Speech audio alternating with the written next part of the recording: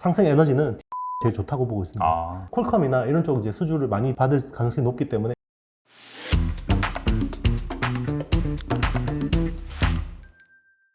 또 그런 차원에서 이제 뭐 앞서서 그 삼성전자가 뭐 10만 전자를 가기 위한 그런 네. 시나리오 네네. 사업부별로 짚어주셨는데 네네. 특히나 가장 중요한 게 이제 파운드리 같아요. 네네. 말씀 들어보니까 네네. 이게 이제 사실 이익보다는 네네. 이 PER, 멀티플을 올릴 수 있는 네네. 그런 요인이기 때문에 네네. 이런 것들이 올라갈 때 사실 정말 제대로 네네. 된 리레이팅이 나타나잖아요. 네네. 그럼 이거와 같이 좀 네. 함께 볼 만한 수혜를 네네. 입을 만한 파운드리가 좋아진다면 네네. 어떤 기업들이 있을까요?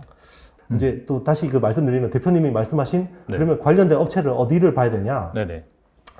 일단은 파운드리 쪽에서 수혜를 보는 회사가 좋아질 가능성이 높겠죠. 그렇죠. 그래서 이제 관련된 소켓, 이제 테스트할 때 이제 소켓 그 소모품을 하는 회사가 있습니다. 세 개 회사가 있죠. 리노공업, TSE, ISC가 있는데요. 네네. 네, 일단 리노공업이 제일 익스포저는 없습니다. 왜냐하면 이 회사는 원래 시스템 반도체용 소켓만 하던 회사고, 그렇죠. 네네. 나머지 두 회사는 메모리 쪽 소켓을 하던 회사인데 네.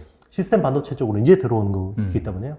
그런데 이제 저는 리노공업을 제외하면 이제 일단은 주가적인 그 어떤 상승 에너지는 TSE가 제일 좋다고 보고 있습니다. TSE가 이제 일단은 퀄컴이나 이런 쪽 이제 수주를 많이 받을 가능성이 높기 때문에 일단은 TSE 뭐 ISC도 물론 좋고요. 뭐 메모리 DDR5 쪽도 이제 새로 되고 뭐 삼성 파운드리 커지면 소켓은 계속 수요가 늘 수밖에 없잖아요. 이런 쪽으로 봐야 되고 그리고 파운드리 쪽은 이제 지금 미국 테일러 공장 투자 20조가 결정됐잖아요. 네네. 그죠? 이제 텍사스 테일러시에 이제 20조 투자가 결정됐는데 제가 지난번에 출연했을 때도 말씀드렸지만 미국에서 팹을 깔려면 요구되는 조건들이 훨씬 까다롭습니다. 그냥 중국이나 뭐 우리나라에 짓는 것보다 훨씬 까다로워요. 환경 기준이라든지. 네네. 왜냐면 반도체는 유해가스를 쓰기 때문에 그렇죠. 네. 유출되거나 그러면 이제 주민들 뭐 표 떨어지고 그러니까 굉장히 네네. 그래서 ESG 관련된 투자가 강화될 수밖에 없습니다. 그래서 유해가스를 어떤 정화할 수 있는 스크러버 장비를 하는 국내 두 개 회사가 있습니다. 네네. 상장사 중에 유니셈, GST 네네. 두 개 회사가 이제 좀 눈여겨볼 만하다고 보고 있고요. 그리고 이제 전공정 장비나 이제 파츠 쪽에서도 좀 주목할 만한 회사가 원익 IPS, 원익 QNC, 그리고 TCK, 이제 SIC 링 하는 회사죠. 그리고 네네. 하나 머티리얼스, 네네. 뭐 이런 회사들 주목해서 보시면 좋겠습니다. SIC 링하는 회사들은 굳이 이제 주목해야 될 이유가 있나요? 걔네들은? 일단은 이제 네. 미세 공정이 될수록 시각을 더 짧고 빨리 때려야 됩니다. 네네. 그러면 기존의 실리콘 재질의 파츠들이 빨리 상하거든요. 그래서 기존 파츠들이 빨리 상하기 때문에 문제점이 뭐냐면 파츠를 갈아야 되잖아요. 그렇죠. 그럼 라인을 세워야 됩니다. 이 20조짜리 라인을 세워야 되는 거예요. 네네. 그 아시겠지만 반도체는 일단 그 전기 한번 끄면 다시 리셋하는데 시간 걸리죠. 거의 한 달 정도 걸리죠. 네네, 맞아요. 아예 그건 사고 났을 경우인데 일단은 뭐 유지 보수를 하더라도 끄면 이게 다시 또 조건 잡는데 최소한 몇 주, 1, 2주 걸리거든요. 네네네. 그러면 거기 그 감가상각을 감안하면 이 비용이 너무 커요. 그렇죠. 그러니까 네. 파츠를 최대한 덜 가는 게 좋은 거죠. 그러면 두 가지 방법이 있습니다. 파츠의 재료를 바꾸는 겁니다. 기존에 뭐 실리콘이나 세라믹에서 네. SIC 같은 걸로 바꾸면 네네. SIC라는 실리콘 카바이드라는 소재는 자연계에 있는 광물 중에서 다이아몬드 다음으로 단단합니다. 그래서 내화학성, 내마모성 굉장히 강하기 때문에 SIC로 바꾸는 게 첫 번째 네. 방법이고 네네. 두 번째 방법이 뭐냐면 세정이나 코팅을 통해서 좀 더 네네. 오래 쓸 수 있도록 하는 겁니다. 네네. 그래서 이제 그런 관련된 업체가 뭐 코미코, 아이원스 뭐 이런 회사들이 있습니다. 네네. 알겠습니다. 네. 그리고 그 아까 엑시노스 얘기도 말씀해 네네. 주셨잖아요. 네네. 엑시노스 같은 경우에는 네. 그동안은 사실 이렇다 할 퍼포먼스를 보이지 못했지만은 네네. 이번에 이제 좀 많이 확보를 할 것이다 네네. 라고 말씀해 주셨고 네. 그 다음에 이제 삼성전자 어차피 엑시노스가 삼성전자에서 만든 스마트폰에 네네. 거의 탑재가 될 거잖아요. 네네. 그러다 보니까 삼성전자 같은 경우에는 올해 같은 경우에는 제가 기사를 찾아보니까 네네. 스마트폰 출하량을 공격적으로 네네. 3억대 이상으로 늘리겠다. 네네. 그런 식으로 이제 고언을 한 상태란 네네. 말이에요. 네. 그렇다면 이 엑시노스 관련해서 네네. 뭔가 좀 패키징이라든지 네네. 그 다음에 좀 패키징 말고도 뭐가 있을까? 테스트. 네네. 뭐 그런 회사들은 또 어떨까요?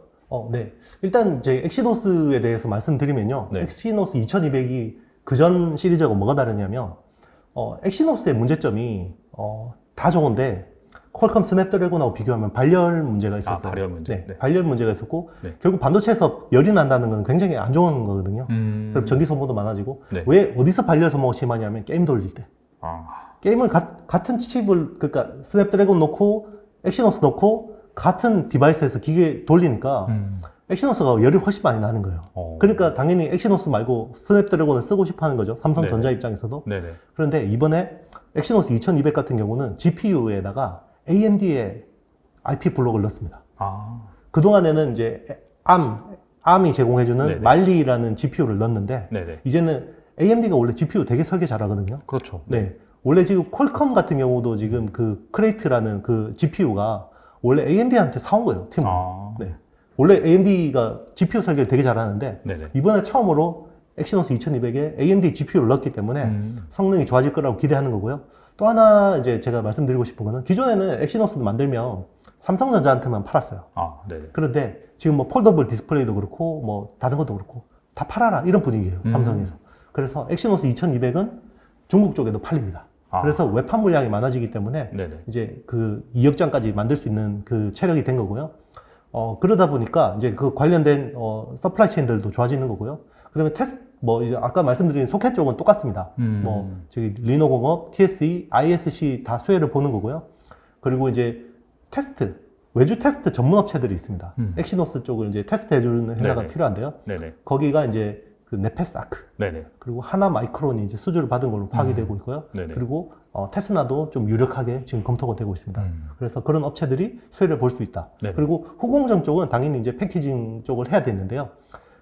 이런 후공정 쪽을 삼성이 기존에 자체 생산 라인도 있는데 네네. 지금은 아무래도 어드밴스드 패키징이 되다 보니까 삼성이 좀 빨리 대응이 안 되는 부분이 있어요. 그리고 후공정 기술도 좀 떨어지는 부분도 있고 네. 뭐 특정 부분은 굉장히 잘하지만 또 특정 부분은 굉장히 떨어지거든요. 그런 것들을 암코라는 세계 2위 오사트 업체가 있습니다. 네네.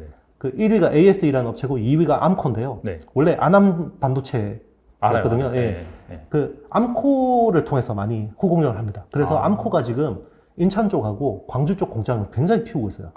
그거는 이제 결국 증설을 많이 삼성전자 하고 있구나. 물량을 대응하기 위한 거거든요.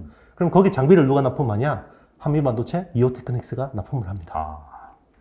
네. 결국 어드밴스드 패키징은 그 두 개의 회사가 굉장히 좀 수혜를 본다고 보시면 되겠습니다. 알겠습니다. 이게 상당히 또 네. 이게 후공정 또 단순히 생각하면 후공정이구나라고 네. 생각할 수 있는데 이게 분야별로 잘 따져보니까 네네. 확실히 좀 뭐 관련돼서 그렇죠. 좀 집중할 만한 그런 종목들이나 분야들이 좀 세분화되어 있는 것 같네요. 맞습니다. 이게 좀 차별화가 되고 있어요. 네. 이게 전공정이 이제 너무 어려워지다 보니까 전공정 아까 말씀하셨지만 이가 없으면 잇몸으로 씹어야 되는데 그럼 전공정이 안 되면 계속 뭐 칩을 똑같은 걸 내놓을 수 없으니까 그렇죠. 뭐라도 개선되게 시키려면 후공정 쪽에서 뭔가 자꾸 뭔가를 메이크업 할 수밖에 없는 겁니다. 그러다 보니까 후공정 쪽에서 뭔가 독보적인 기술을 가진 회사가 계속 뭐 주목을 받을 수 없는 그런 흐름으로 가고 있습니다. 그리고 네. 그 지난번에도 사실 다뤘던 부분이긴 한데 반도체 밸류체인에 속한 기업 중에서 최근에 이제 반도체 기판 이쪽 네. 업체들이 많이 네네. 올랐어요. 네네. 사실 거의 뭐 많이 오른 업체는 2배 이상 올랐더라고요. 네네. 네. 지금 들어가기엔 사실 좀 부담스럽죠. 맞습니다. 근데 약간 좀 이런 거를 들어가지 못한 분들, 네네. 그런 분들이 좀 네. 그런 분들을 위해서 네. 좀 기판 업체들과 함께 볼 만한 분야? 네네. 섹터? 그런 건 네. 뭐가 있을까요? 일단 저는 주목해서 보는 회사가 최근에 덕산 하이메탈입니다. 아, 덕산 하이메탈이요? 네. 네네. 덕산 하이메탈은 이제 패키징 할 때 쓰는 밑에 솔더 볼 있죠. 그쵸, 네. 네네. 구슬 같은 네네. 솔더 볼, 마이크로 범프 이런 쪽을 하는 회사고요. 최근에 이제 실적도 좋아지고 있고 그리고 자회사 덕산 네오룩스도 좋기 때문에 아. 덕산 하이메탈을 좀 주목해 보시면 이 기판 사이클에서 같이 좋아진다라고 보실 수 있고요. 그리고 플립칩 BGA 쪽이 제일 지금 쇼티지가 심각하잖아요. 네네네. 아무래도 이쪽이면 요거를 이제 PCB를 자르고 네. 가공하는 장비가 필요합니다. 아. 그런 쪽에 지금 한미반도체, 이오테크닉스 네네. 두 회사가 굉장히 익스포져 높고요. 최근에 수주 동향들 보면요. 네네. 한미반도체가 무슨 코리아 서키트, 삼성전기 이런 쪽 수주를 막 받아요.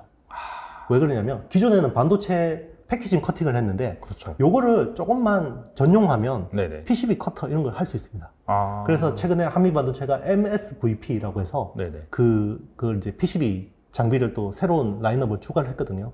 그래서 그런 쪽 수주가 많이 나오고 있고 그리고 플립칩 BGA 같은 경우는 만약에 1,000억 투자한다 그러면요. 네.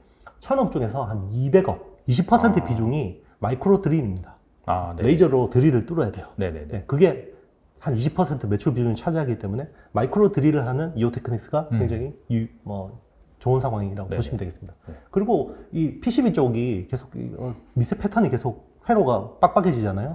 그럼 검사 장비 중요해집니다. 비전으로 검사를 해야 되거든요. 그래서 고영, 네. 인텍플러스 같은 회사도 뭐 이렇게 간접적으로 수혜를 본다고 보시면 되겠습니다.